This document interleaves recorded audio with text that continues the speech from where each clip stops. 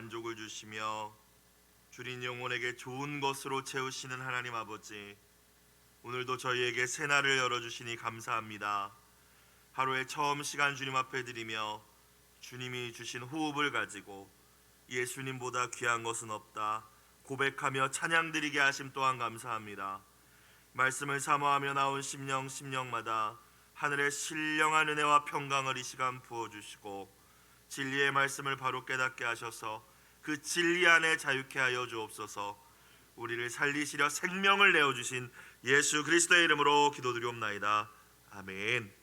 하나님의 말씀 신약 요한일서 5장 13절부터 21절까지 말씀입니다. 요한일서 5장 13절부터 21절까지 말씀 함께 합독하시겠습니다. 내가 하나님의 아들의 이름을 믿는 너희에게 이것을 쓰는 것은 너희로 하여금 너희에게 영생이 있음을 알게 하려 함이라. 그를 향하여 우리가 가진 바 담대함이 이것이니 그의 뜻대로 무엇을 구하면 들으심이라.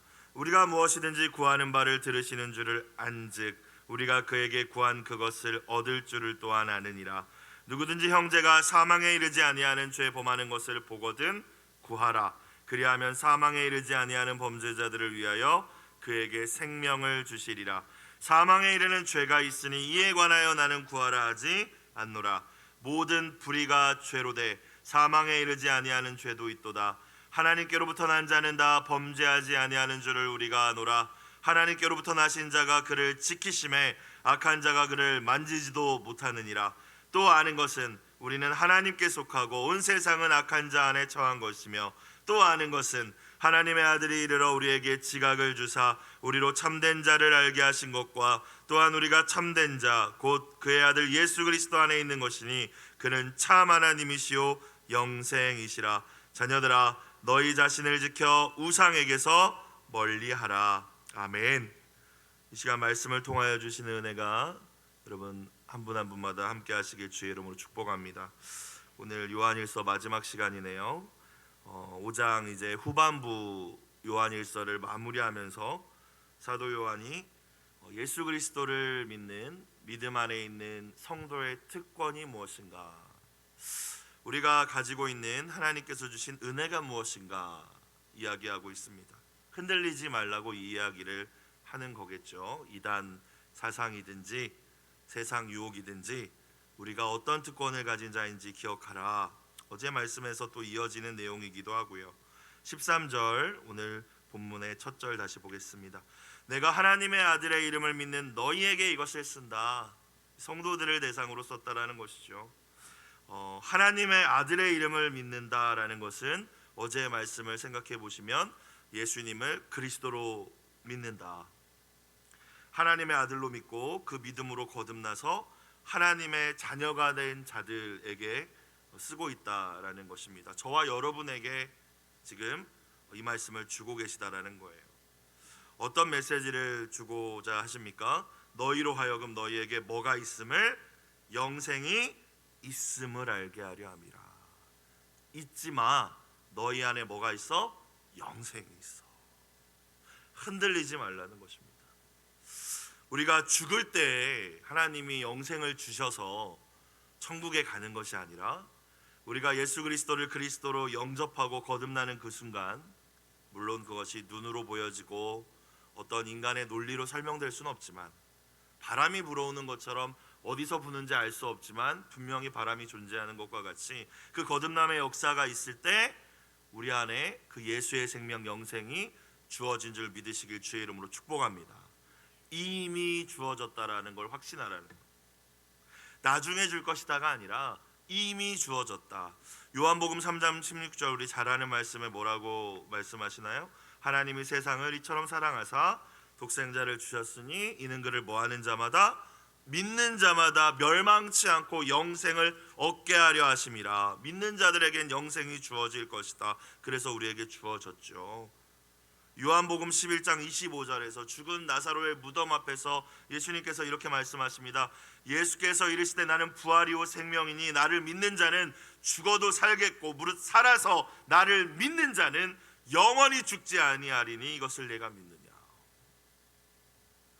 예수님을 믿지 않는 사람들과 우리들의 모습을 보면요, 지금 이 땅에서 살아가고 숨쉬고 있는 모습을 보면 차이가 없어 보여요. 그래서 우리는 그들이 눈에 보이는 것들, 또 세상에 가치 있게 여겨지는 것들을 더 가지고 있을 때 낙심하기도 합니다. 나는 예수님 믿고 이렇게 사는데, 이렇게 살고 있는데 저 사람은 자기 멋대로 예수님도 모르는 사람이 더 잘 되는 것처럼 보이고요, 눈에 보이지 않으니까요. 그러나 똑같이 숨쉬고 똑같이 먹고 마시고 있을지라도 여러분, 그들의 생명과 우리의 생명은 다른 거예요. 우리 안에 있는 생명은 절대로 꺼지지 않는 그리스도 예수의 영생인 줄 믿으시길 주의 이름으로 축복합니다. 그래서 우리는 그 은혜를 받은 자라는 걸 기억해야 돼요. 그래야 세상에서 낙심하지 않을 수 있습니다. 우리가 하나님의 자녀로 거듭나게 된 것은 이 영생이, 예수님의 생명이 우리에게 주어졌기 때문이에요. 영생이라는 것은 원래 인간의 생명은 유한했지만, 그렇죠?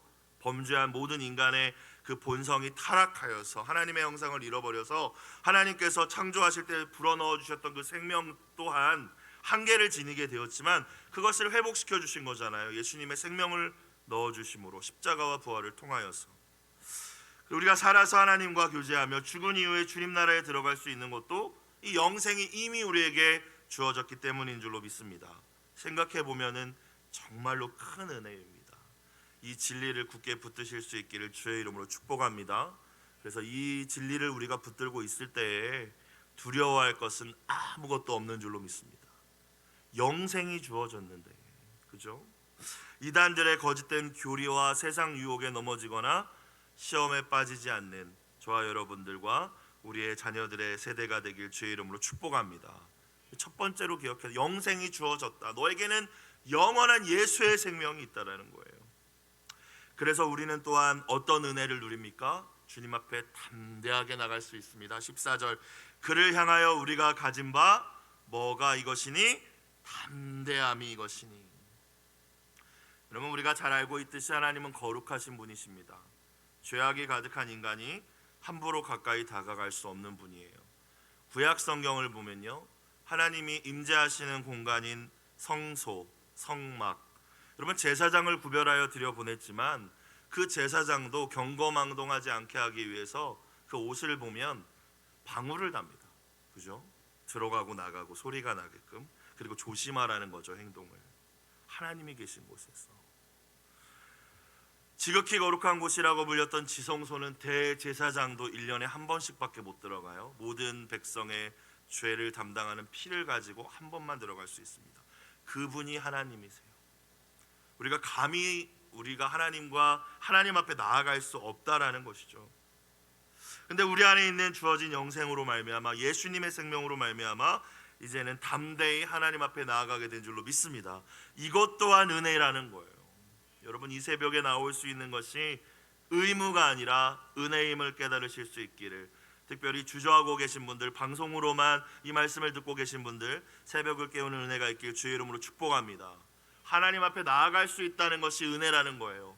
감히 그러지 못했잖아요. 예수님 돌아가실 때 그 성소를, 지성소와 성소를 가로막고 있던 휘장이 인간이 찢을 수 없는, 어떤 다른 힘으로 쉽게 찢어지지 않는 몇 겹 염소털, 수달털, 해달털, 그렇게 만들어 놓은 그 휘장이 위로부터 아래로 찢어졌다고 해요. 하나님이 찢으셨다는 거죠. 이제는 들어와라. 내 아들 예수가 네 죄를 담당했으니 이제는 나에게 오라 말씀하신 것입니다. 저와 여러분에는 우리의 마지막 인생의 종말 가운데에서도, 또 세상의 종말 가운데에서도 담대할 수 있는 줄로 믿습니다. 죽음 앞에서도 담대할 수 있어요. 왜? 영생이 있기 때문에. 만약에 우리가 살아있는 동안에 예수님이 오실 수도 있겠죠, 그렇죠? 그러면 우리가 이래 살아있는 몸이 부활의 몸으로 바뀌어서 주님을 맞이하게 될 텐데, 그 주님 앞에 설 때에도 우리가 담대함으로 서게 될 줄로 믿습니다. 내 공로가 아니라 하나님이 예수님을 통해 주신 영생이 있기에 우리는 담대할 수 있음을 이 아침 다시 한번 붙드시길 주의 이름으로 축복합니다. 담대함이 있다는 것은 주님 앞에 떳떳할 수 있다라는 뜻은 아니에요. 누가 떳떳할 수 있겠습니까? 하지만 심판과 멸망의 죽음의 두려움 없이 기쁨과 감격으로 그때를 맞이하게 될 것이다라는 거예요. 우리가 예수님을 믿음으로 우리 안에 주신 내 유약한 생명이 아니라 이제 예수의 생명, 영원한 생명이 내 안에 있으므로 담대함을 가지고 언제나 주님 앞에 나올 수 있기를 주님의 이름으로 축복합니다. 또 성도에게 주어진 은혜가 무엇입니까? 특권이 무엇입니까? 가장 중요한 영생, 또 주님 앞에서 우리가 가질 수 있는 담대함, 한 가지를 더 생각해 본다면요, 기도 응답의 특권이죠. 14절 후반부를 보시면 그의 뜻대로 무엇을 구하면 뭐 하심이라? 들으심이라. 들어준다는 것은 굉장한 사랑의 표현입니다. 그죠? 그것이 이루어지고 안 이루어지고는 나중에 문제고, 잘 들어준다는 것은 사랑의 표현이에요. 아빠가 돼 보니까 아이가 커가면서 여러 가지 이야기를 하잖아요. 제 기준으로 보면 말도 안 되는 이야기 하기도 하고, 자기만 혼자 아는 얘기를 하기도 하고, 그걸 들어준다라는 것은 굉장한 사랑의 표현이더라고요. 근데 하나님은 그 자녀들의, 성도들의 기도를 들어주신다. 믿음으로 거듭난 하나님의 자녀의 특권 중에 특권인 줄로 믿습니다. 기도는 의무가 아니라 신앙인의 특권입니다. 믿음이 연약하고 어린아이 같을 때는 아버지의 마음이 중요하지 않죠. 그런 어린 자녀들은 내가 원하는 것을 달라고만 기도할 거예요. 근데 그럼에도 사랑이 풍성하신 아버지는 주시죠. 예뻐하시면서. 그것이 우리를 망치고 위험한 것이 아니라면 주시죠. 때로는 때를 부리면 우리를 달래시기 위해서, 또는 너 스스로 그것이 얼마나 허망하고 쓸모없음을 깨달아 봐 라고 하시면서도 주실 때도 있습니다. 그러나 이제 성숙한 자녀의 기도는 조금 달라야겠죠. 아버지의 마음을 헤아릴 줄 알고 아버지를 사랑하는 자녀의 기도는 달라야 합니다. 내가 원하는 것이 아니라 아버지께서 나에게 원하시는 것을, 그 뜻을 위하여 기도하게 되죠. 아버지가 기뻐하시는 일을 위하여 기도하게 됩니다. 그래서 기도의 내용이 성숙되어져 가는 거예요. 내가 얼마나 영적으로 성숙했는가, 내가 하나님 앞에 기도하는 내용을 보면 알 수 있습니다. 예수님께서 죽음 앞에서 드리신 기도는 어떤 기도였습니까? 내 뜻대로 하지 마시고 아버지의 뜻대로 하옵소서. 내 소원은 있는 거예요. 없다는 소리가 아니죠. 이 잔을 내게서 비껴가게 해주셨으면 좋겠지만 이건 내 소원인, 근데 아버지 뜻대로 해달라. 요한복음 15장 7절에 예수님께서 이런 말씀을 하셨습니다.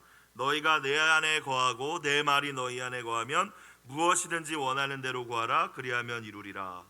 무엇이든지 구하라고 하셨네. 뭐 로또도 당첨도 구하고 뭐 이것도 구하고 뭐 다 되겠네가 아니죠. 너희가 내 안에 거하고 내 말이 너희 안에 거하면, 네 마음과 내 마음이 하나가 되었을 때, 내 말씀이 너의 안에 거하여서 너의 삶을 사로잡았을 때, 그때 네가 기도하는 모든 건 내가 다 들어줄게. 왜냐하면 그때 우리가 구하는 기도가 하나님의 마음이기 때문이죠. 오늘 15절을 보시면 우리가 무엇이든지 구하는 바를 들으시는 줄을 알지. 여기서 무엇이든지가 정말 아무거나 구하라는 것이 아니라 하나님의 마음을 알고 하나님의 말씀이 우리 안에 거할 때, 하나님의 마음 내 마음이 되었을 때, 그때 구하는 기도를 주님께서 응답하여 주신다는 말씀인 줄로 믿습니다. 들으실 뿐만이 아니라 우리가 그에게 구한 그것을 어떻게 한대요? 얻을 줄을, 반드시 응답이 있을 것이다. 내 욕심이 아닌 하나님의 뜻대로 구한 기도에 대해서 하나님은 반드시 응답해 주십니다. 하나님의 때에, 물론 하나님의 방법대로 응답해 주시죠. 그럼 뭐가 하나님의 뜻대로 구하는 기도일까요? 어려울 수가 있지만 또 생각해 보면 쉬울 수도 있습니다. 영혼들을 향한 기도에 하나님은 반드시 응답해 주실 줄로 믿습니다. 저희 어머니가, 저희 어머니의 어머니, 저한테 외할머니 구원을 위하여서, 저희 어머니가 일대시거든요. 20대 청년 때 밤새 철야 기도를 하시다가 환상을 보셨어요. 내가 너희 가족을 구원하리라. 그런데 저희 외할머니가 교회 나가기 시작하신 것은 그로부터 30년, 40년 지나고 나서 80이 가까우셔서, 그래서 지금도 잘 믿으시거든요. 교회 다니시면서, 물론 건강이 조금 요즘에는 안 좋아지셨지만 반드시 응답하시는 줄로 믿습니다. 때는 알 수 없지만 모든 사람이 믿어서 구원에 이르는 것이 하나님의 뜻이니까요. 영혼을 구원해달라고 기도하는 기도 반드시 이루어 주십니다. 구원받은 성도들이 흔들리지 않고 하나님 바른 믿음 안에 서서 주님 제자가 되게 해주십시오라는 기도에도 하나님은 반드시 응답해 주실 줄로 믿습니다. 그것이 하나님의 뜻이기 때문이에요. 우리가 날마다 구하는 기도의 제목들이 그런 기도의 제목이 되길 주의 이름으로 축복합니다. 하나님, 이 자리가 가득 차고 넘치기를 원합니다. 내가 사랑하는 어떤 권사님, 집사님도 이 자리를 채워서 새벽을 깨우며 기도하게 하옵소서. 하나님은 그 기도에 응답하여 주실 줄로 믿습니다. 그러면 이렇게 질문하실 수가 있죠. 제 기도는 언제 하나요, 목사님? 그죠? 그때 붙잡아야 될 약속이 뭐예요? 마 633입니다. 마태복음 6장 33절. 뭐죠? 너희는 먼저 그의 나라와 의를 구하라. 그래야만 이 모든 것을, 너한테 필요한 모든 것들, 네가 살아가고 너의 자식을 키우고 네 노후에 대한 모든 것들을 뭐 하시리라? 더하시리라.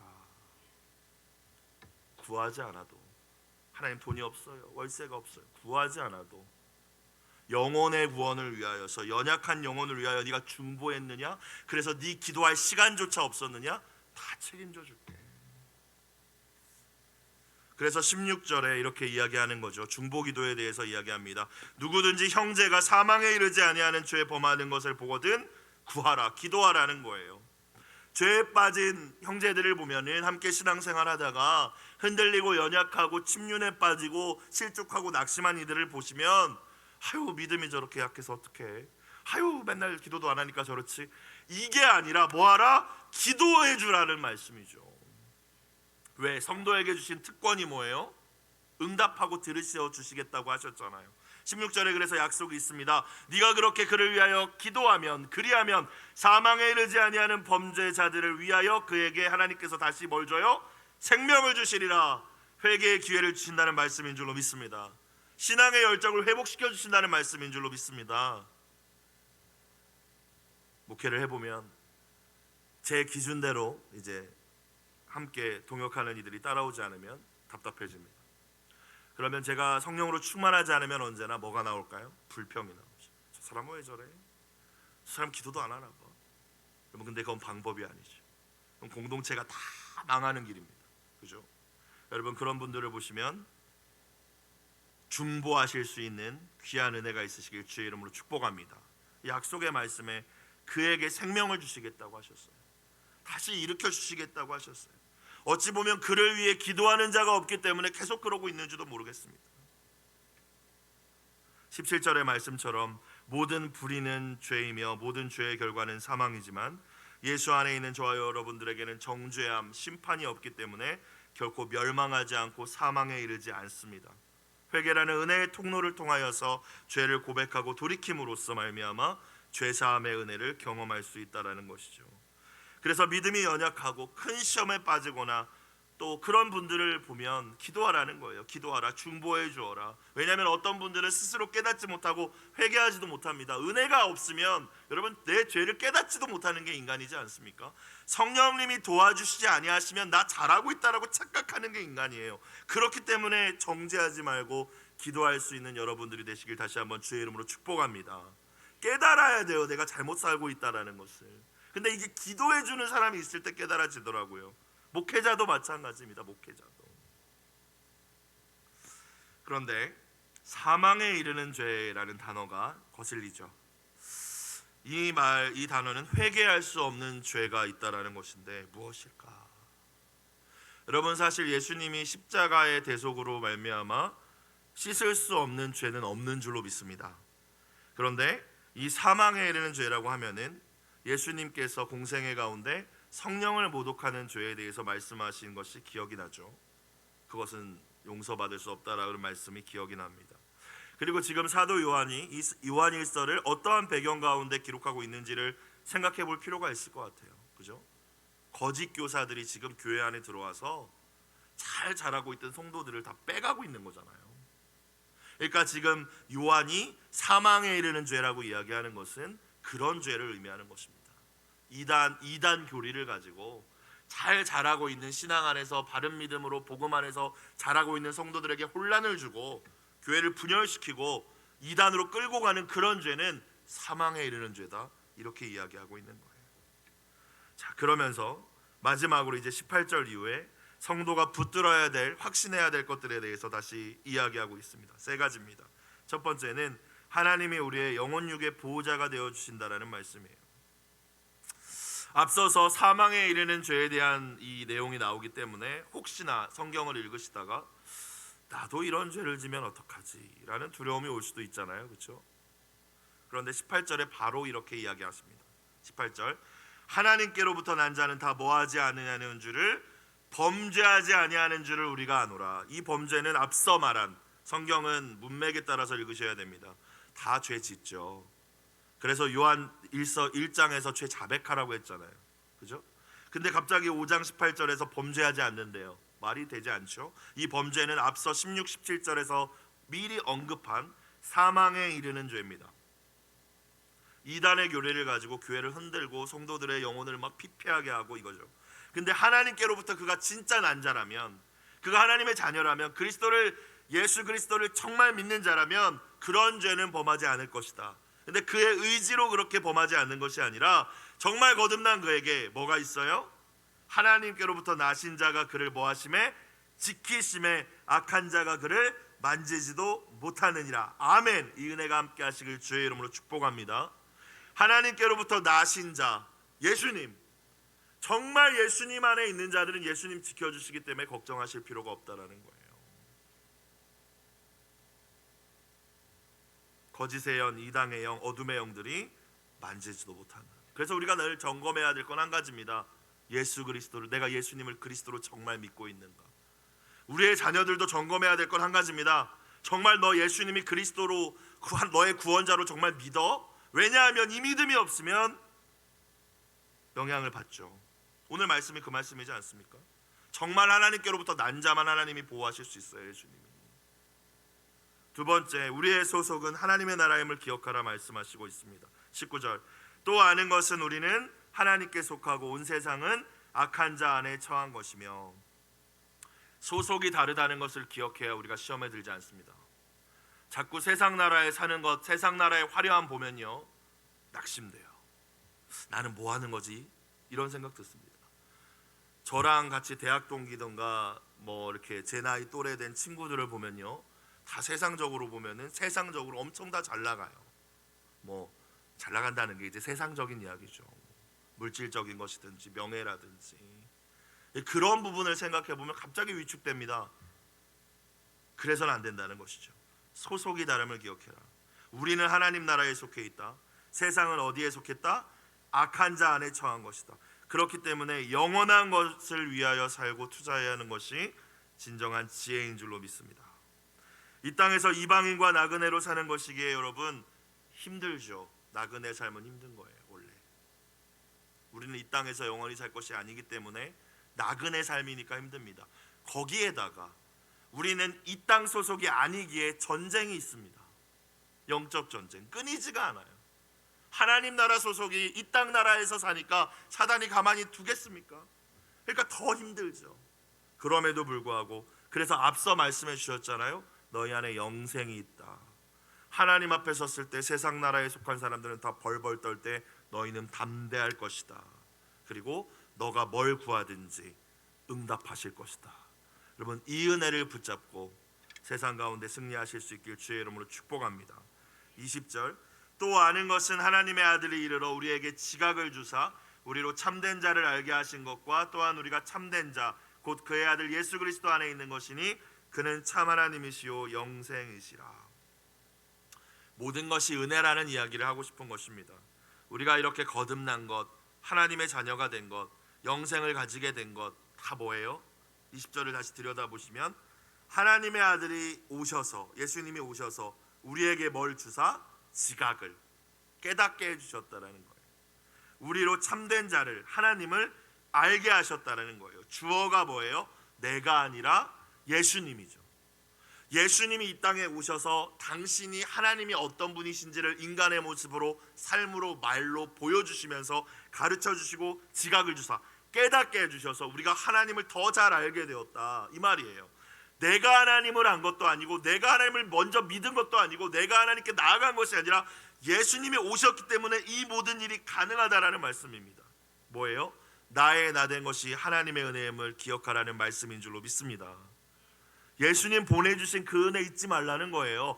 예수님 오시지 않았으면 우리는 하나님께 앞서 말씀드렸듯이 나아갈 수도 없고 하나님 알 수도 없고, 우린 다 조선 사람이지 않습니까? 이스라엘도 아니에요. 우리는 다 죽어야 돼요. 다 우상 숭배하다 멸망해야 돼요. 집집마다 신들이 얼마나 많은지, 화장실에도 신이 있고 무슨 뭐 어디에도 구들장에도 신이 있고, 그렇게 살다가 죽는 것이 우리의 운명이었는데 예수님이 오시고, 그리고 그 예수의 심장을 품은 선교사님들의 피가 이 땅에 있기 때문에 우리가 지금 이만큼 살고 있는 것이죠.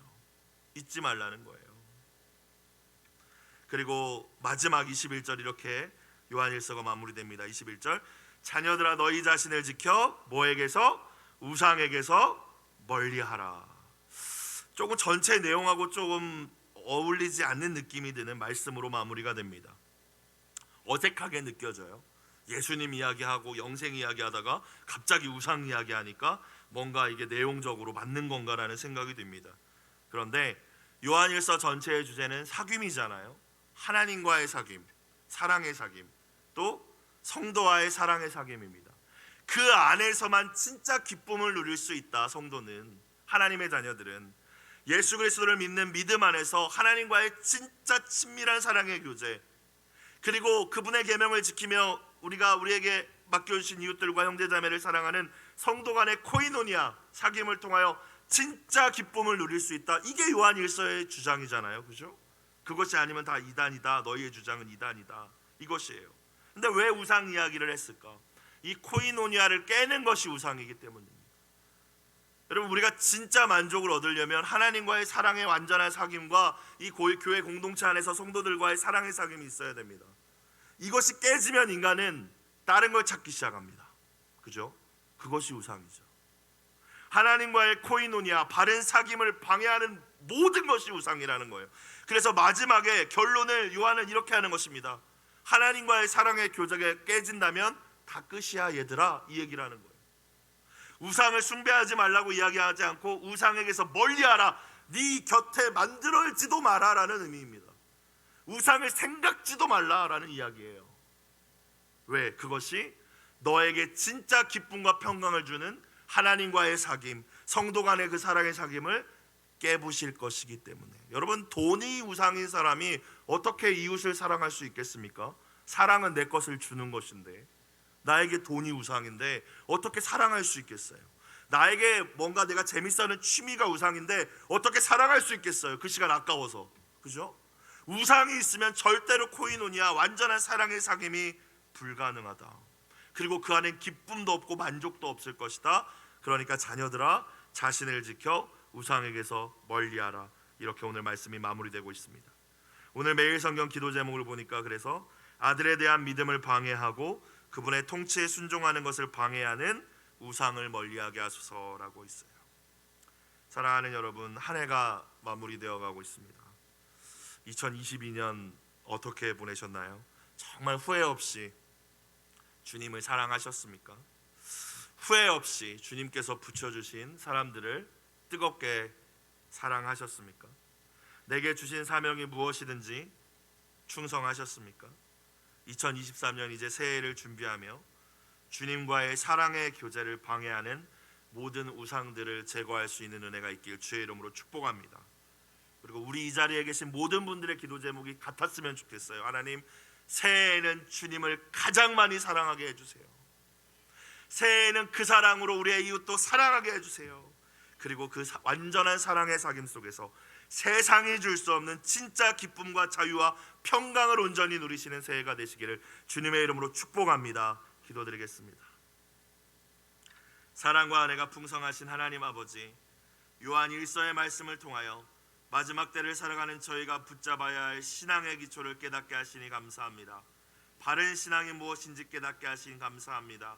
하나님, 우리가 알고 있는 것이 믿음이 아니라 우리가 삶을 통하여 드러나는 사랑만이 참 믿음임을 깨닫고 기억하게 하여 주시옵소서. 그 믿음을 가지고 우리가 정말 우리 안에 있는 모든 우상들을 제거하고 그 우상으로 인하여 하나님과의 사귐이 막히지 않을 수 있도록 주님, 우리를 날마다 자신을 지킬 수 있도록, 날마다 깨어 있을 수 있도록 하나님 은혜를 더하여 주시옵소서. 드려진 예물을 흠양하여 주시옵시고 눈물로 드린 간절한 기도에 오늘 약속의 말씀과 같이 주님 선하게 응답하여 주시옵소서. 참 하나님 되시며 영생 되신 예수님의 이름으로 기도드리옵나이다. 아멘.